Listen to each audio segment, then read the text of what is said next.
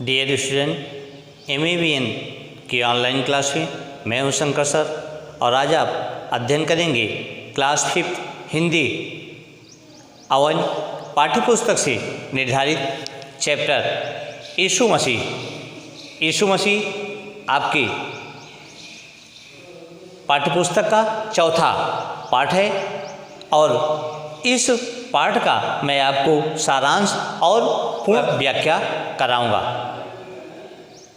बच्चों, जिस ईस्वी सन को हम आप लिखते हैं वह ईसा मसीह के जन्म से ही प्रारंभ माना जाता है और इस पाठ में आपको यह बताया गया है कि किस प्रकार से एक सच्चे व्यक्ति की परमात्मा हमेशा उसकी सहायता करता है और एक सच्चा व्यक्ति अगर वह मृत्यु को भी प्राप्त हो जाता है फिर भी आसमान में एक तारे की तरह टिमटिमाता रहता है, अर्थात वह मरने के पश्चात भी इतना अधिक यश, गौरव और ख्याति को प्राप्त करता है जितना कोई साधारण व्यक्ति जीने पर भी उतना यश, गौरव प्राप्त नहीं करता है। तो इस चैप्टर में आपको ईसा मसीह से संबंधित वर्णन किया गया है। तो आइए चैप्टर प्रारंभ करते हैं। आपको स्क्रीन बोर्ड पर आपका पाठ दिखाई पड़ेगा और मैं उस पाठ का संपूर्ण सारांश और उसके महत्वपूर्ण बिंदुओं पर चर्चा करते हुए आपको बताता चलूँगा। तो आइए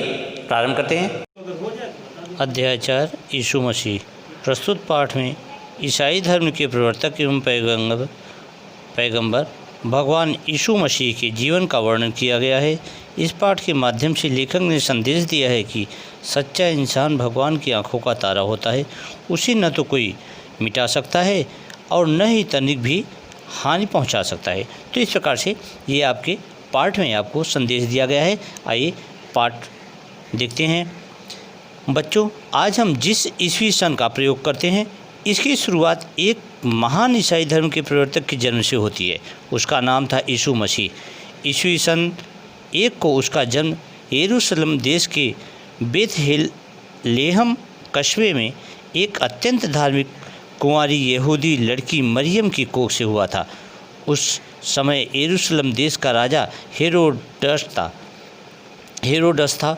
उसे जब नजूमियों से पता चला कि उसके देश में पवित्र और महान विचारों वाले एक बालक का जन्म हुआ है जो एक दिन यहूदियों का राजा होगा और इस संसार को पापियों से मुक्त करेगा, तो वह घबरा गया। उसे लगा कि कहीं वह उसे ही तो ख़त्म करने नहीं आया है।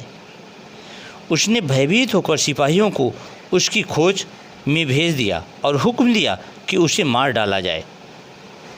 किंतु यह खबर पहले ही जोजब नामक उस व्यक्ति को लग गई जो अब मरियम का पति था और समाज की दृष्टि में यीशु का धर्मपिता था। उसने सिपाहियों के आने से पहले ही हेरोडोटस के राज्य को छोड़ दिया और वह मिस्र देश चला गया। हेरोडस की मौत के बाद ही वह यरूशलेम लौटा और नाजेखा नामक कस्बे में रहकर बढ़ई का काम करके अपना जीवन चलाने लगा। तो इस प्रकार से उसके पिता ने अपने पुत्र को बचाने के लिए ऐसा किया। धीरे धीरे बालक यीशु के पवित्र गुण प्रकट होने लगे और चेहरे से एक नूर टपकने लगा। वह लोगों से कहता, जो लोग समस्त जीवों और दीन दुखियों से प्रेम करते हैं वे ईश्वर से प्रेम करते हैं और परमात्मा भी उनसे प्रेम करता है। क्रोध मनुष्य का शत्रु है और अहंकार उसे नष्ट कर डालता है। जो धर्म में विश्वास रखता है, जिसका मन शुद्ध है, जो व्यभिचार से दूर रहता है, जो सभी सांसारिक पदार्थों को ईश्वर की देन मानता है, किसी को छोटा नहीं मानता, वही इस धरती का वास्तविक अधिकारी है। उसके विचारों को सुनकर लोग उससे प्रेम करने लगे और उसके अनुयायी होने लगे। शनय शनय अर्थात धीरे धीरे उसकी संख्या बढ़ती चली गई और युवा होने तक यीशु इतना लोकप्रिय हो गया कि लोग उसे अपना उद्धारकर्ता एवं मसीहा मानने लगे। उसके हाथों में इतनी शक्ति आ गई कि वह जिस रोगी का स्पर्श करता वह भला चंगा होकर उठ खड़ा होता। वह जिस पर अपनी दृष्टि डालता खुश हो जाता। वह अपने शिष्यों से कहता, जाओ अशुद्ध और पाप में लिप्त मनुष्यों का उद्धार करो, उन्हें परमात्मा में विश्वास कराओ, उनसे कहो कि परमात्मा ही सबसे बड़ा है, यहाँ जो कुछ भी है सब उसी का है। यीशु की बढ़ती लोकप्रियता से यरूशलेम के पुजारियों का धंधा चौपट होने लगा। मंदिर के गलियारे सुने होने लगे। उन्होंने यीशु मसीह का विरोध करना शुरू कर दिया। उन्होंने लालच देकर यीशु मसीह के एक शिष्य यहूदा को अपनी ओर मिला लिया और हाकिम से शिकायत करके एक दिन यीशु को पकड़वा दिया। उसे ले जाकर हाकिम के सामने पेश किया गया और कहा गया कि यह परमात्मा के मंदिर को गिराने की बात करता है और लोगों को आपके खिलाफ भड़काता है। अपने को यह यहूदियों का राजा कहता है। उन दिनों वहाँ का हाकिम पिलातुस था। उसने बिना सोचे समझे यीशु को कोड़े लगवाए और उसे कांटों का ताज पहनाकर क्रूस पर चढ़ाने की आज्ञा दे दी। सिपाहियों ने उस पर कोड़े बरसाए, उसे क्रूस अपने कंधे पर ढोने के लिए मजबूर किया। यहूदियों का राजा कहकर उसका मजाक उड़ाया। वे उसे गुलगुता नामक श्मशान में लेकर पहुँचे और उसके हाथ पैरों में कीले ठोककर उसे क्रूस पर लटका दिया। अब क्रूस क्या होता है? क्रूज एक प्रकार का क्रॉस होता है जो चित्र में आपको दिखाई पड़ रहा है, टी आकार का। तो इस पर जो है ईसा मसीह को मृत्यु दी गई थी आकर।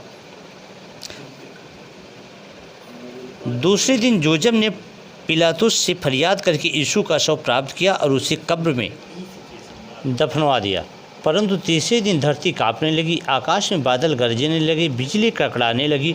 तभी वहाँ आकाश से एक देवदूत आया और कब्र के पास बैठे उस शिष्यों से बोला, तुम यहाँ जिसकी रखवाली कर रहे हो वह यहाँ पर नहीं है।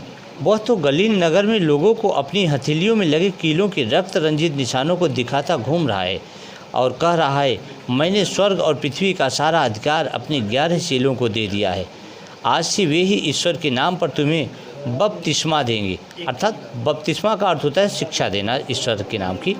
मैं इस दुनिया के अंत होने तक सदा तुम्हारे साथ रहूँगा। अपनी बात कहकर देवदूत अंतर्ध्यान हो गया। तब उसके माता पिता और शिष्य गलील की ओर चल दिए। वह महान धर्मोपदेशक यीशु मसीह मरकर भी लोगों के दिलों में आज भी जीवित है। तो बच्चों, हमें इस कहानी से यह शिक्षा मिलती है कि हमें सच्चे लोगों के साथ रहना चाहिए। तो इस प्रकार से आपकी यह कहानी, यह पार्ट समाप्त होता है। आज के लिए बस इतना ही। Thank you so much.